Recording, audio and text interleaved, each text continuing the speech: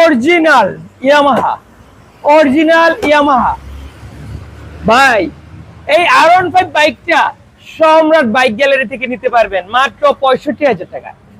মাত্র 65,000 টাকায় যাদের এই ইয়ামাহা বাইকটা লাগবে তারা অবশ্যই সম্রাট বাইক গ্যালারি স্ক্রিনে দেওয়া নাম্বারে যোগাযোগ করবেন অথবা লোকেশনে চলে আসবেন।